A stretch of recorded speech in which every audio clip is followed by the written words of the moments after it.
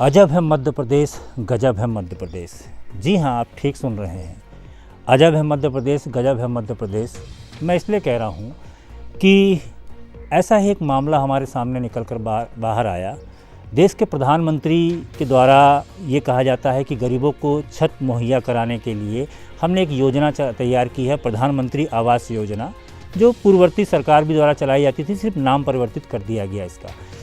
मैं आपको बता दूं कि गरीबों को छत देने के लिए, लेकिन ऐसा ही एक मामला सिहावल जनपद अंतर्गत ग्राम पंचायत हिनौती में देखने को मिला, जहां हितग्राही जो है 5 साल भटकता है अपने आवास योजना को पाने के लिए।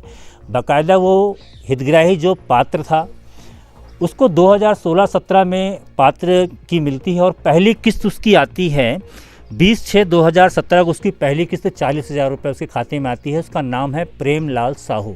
आपने ठीक सुना, हितग्राही का नाम है प्रेमलाल साहू। 2017 में पहली किस्त 40,000 रुपये आती है और 24/7/2017 को ये 40,000 रुपये किस्त जो है वो नोडल के खाते में वापस हो जाती है, यानी भोपाल।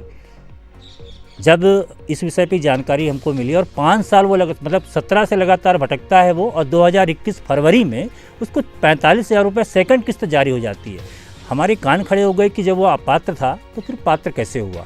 और 5 साल तक लगातार वो भटकता रहा। सीएम हेल्पलाइन में शिकायत भी उसने कई बार की, जनप्रतिनिधि के पास भी वो कई बार गया। इस पूरे परेड में 3 सीओ उस समय पे वर्तमान सीओ थे, जिन्होंने अपात्र का एक लेटर जारी करते हैं और बाकायदा बैंक को दिया जाता है वो लेटर, जिसमें लिखा जाता है कि प्रेमलाल साहू के खाते से इस खाते के नोडल खाते में 40,000 रुपये प्रधानमंत्री आवास का रिटर्न किया जाए। वो खाते में चला जाता है।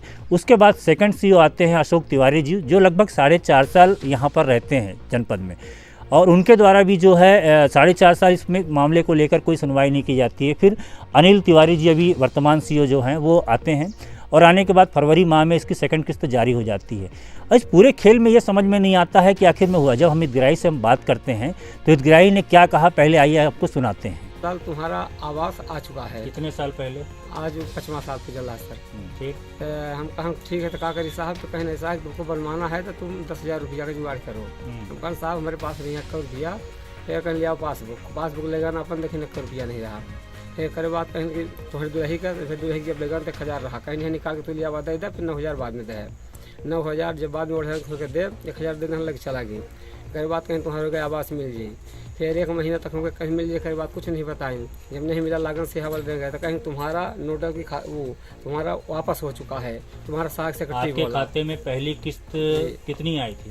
40,000। 40,000। हाँ, वो वापस हो गई? हाँ, वापस हो गई। तो आपने पूछा अधिकारी से क्यों वापस? हाँ, वहाँ गए सिहावल तो बोले कि तुम्हारा सहायक सेक्रेटरी जो है यहाँ लिख करके दे दिया है कि तुम अपात्र हो, तुमको अब पैसा नहीं मिलेगा। तो साहब आज तक नहीं मिला, हो करेगा तो रहेगा ना। आपने हितग्राही का बयान सुना कि हितग्राही ने क्या कहा। उन्होंने सीधा आरोप लगाया प्रेमलाल साहू ने कि रोजगार सहायक द्वारा मुझसे 10,000 रुपये की मांग की गई थी। मेरे पास पैसे नहीं थे। 1,000 रुपये मैंने उनको दिया और 9,000 रुपये नहीं देने पर रोजगार सहायक द्वारा जो है वो सीधे साफ तौर पर मुझे अपात्र घोषित कर दिया गया और मेरे पैसे जो है वापस चले गए। क्या है भैया, इसमें देखिए, इनका नाम हमारे ग्राम पंचायत के सीसीसी डाटा में इनका नाम शामिल था। इनका आवास हमारे ग्राम पंचायत द्वारा पात्र करके सूची जनपद पंचायत को जमा की गई और इनका आवास सैंक्शन हुआ। इसके बाद इनके खाते में पहले किस्त आई। इसका किस्त आने के जस्ट बाद तत्कालीन सीओ सर द्वारा एसडीओ आरएस द्वारा वेरिफिकेशन करवाया गया। एसडीओ सर द्वारा वेरिफिकेशन में इनको शायद अपात्र दिखाया गया। उस अपात्रता की वजह से क्या सिस्टम पे अपात्र दिखा रहा था? जी, हमने तो इनको पात्र करके भेजा था। अब वेरिफिकेशन जिनने भी किया होगा उनने अपनी टिप में क्या लिखा वो मुझे नहीं मालूम है। वो वेरिफिकेशन के बाद इनको शायद अपात्र पाया गया और अपात्र होने की वजह से तत्कालीन सीओ सर द्वारा शाखा प्रबंधक को पत्र जारी करके और इनके खाते में आई हुई पहले किस्त की राशि को पंजाब नेशनल बैंक जो नोडल खाता भोपाल का होता है उसमें वापस कर दिया गया। तो जो अभी जारी हो रही है 5 साल बाद इनको 45,000 रुपये सेकंड किस्त जारी हो रही है। जब ये अपात्र थे तो इनको पात्र बनाकर सेकंड किस्त कैसे जारी होगी? इनको अपात्र हमारे द्वारा नहीं बनाया गया ना तो कुछ किया गया। वरिष्ठ अधिकारियों के निर्देशानुसार इनको सेकंड किस्त जारी की गई और सेकंड किस्त जारी इनको इस शर्त पे की गई थी कि जैसे इनको सेकंड किस्त मिलेगी ये उसमें से आगे का काम करेंगे। और जब लेंटर लेवल पे क्या होगा जी, पहली किस्त ये काम करेंगे, उनको इनके खाते से जो वापस पहली किस्त हुई है वो रिटर्न आएगी। तो फिर ये अपात्र से पात्र कैसे होगा? अब जी हम नहीं बता सकते। जैसे कि हितग्राही स्वतंत्र है, वो बिल्कुल रूप से किसी भी रूल रेगुलेशन में बंधा हुआ नहीं है। वो कुछ भी आरोप लगा सकता है, कुछ भी कह सकता है। यदि उनके पास प्रूफ के तौर पे कोई ऑडियो वीडियो फोटोग्राफ हो तो अवेलेबल कराएं, हम उसको मानेंगे। बट आरोप लगा रहा तो सहज है, हम आपको बोल देंगे भैया हमसे 20,000 मांग इस काम का, तो वो ऐसा नहीं है कि वो 20,000 हम बोल देंगे तो आप उसके दोषी हो जाएंगे। वो तो कुछ भी कह सकते हैं, उनका आरोप लगाना काम है। काम करेंगे तो उनको आगे पैसा मिलेगा, तीसरी किस्त मिलेगी। काम नहीं करेंगे तो पैसा कहाँ से मिलेगा? विदाउट वर्क के तो तीसरी किस्त रिलीज हो। आपने सुना रोजगार सहायक का भी कथन। फिर जब इस मामले को लेकर हम जनपद पहुंचे और जनपद पहुंचने के बाद हमने सोचा कि जनपद सीओ से भी इस मामले को लेकर बात करते हैं कि एक हितग्राही 5 साल लगातार प्रधानमंत्री आवास के लिए भटकता है और उसके बाद 5 साल बाद उसकी किस्त जारी होती है। पहले अपात्र हो जाता है, फिर सेकंड किस्त जारी होती है, 45,000 मिलती है, पहली किस्त 40,000 उसकी चली जाती है। तो इस विषय पर आइए अनिल सीओ जी ने क्या कहा ये भी हम आपको सुनाते हैं। सर, आप एक जनपद का मामला है प्रधानमंत्री आवास का। 2016-17 में वो हितग्राही पात्र हुआ। 2016-17 के बाद में उस समय तत्कालीन सीओ जो थे उनके द्वारा एक लेटर जारी करके उसको अपात्र बनाकर उसकी राशि जो आई 40,000 वो वापस कर दीजिए। सेकंड टू सीओ आई 4 वर्ष हो रहे, तत्काल वो 5 साल तक दौड़ता रहा। 5 साल बाद उसको दूसरी किस्त जारी होती है। ये पूरा मामला है क्या प्रेमलाल साहू है नौती का? उसमें वो मेरे पास आया था हितग्राही कि मेरी राशि वापस चली गई है, मेरे पास घर नहीं है। मैंने उसकी जांच कराई, मौके पे मिला कि वो पात्र है। तो इसलिए चूंकि पहली राशि वापस हो गई थी, मैंने दूसरी राशि उसको दी है। वो जो पहली राशि नोडल खाते में जमा हुई है उसके लिए पत्राचार किया गया है। दूसरी किस्त उसको जो दिया है तो उसमें था कि आगे का काम वो कर ले तो नेक्स्ट किस्त भी उसको मिल जाए, उसका घर पूरा हो जाए, उसके पास मतलब मकान हो जाए उसका। और वो राशि जब वहाँ से खुल जाएगा पोर्टल तो हमारे उसमें दिखेगा तो उसको राशि का भुगतान कर देंगे। सर, उस समय की स्थिति की क्या ऐसी पाई गई थी कि अधिकारियों ने अपात्र बनाया, फिर वर्तमान में फिर पात्र कैसे बन गए, इसकी स्थिति कैसे जानकारी?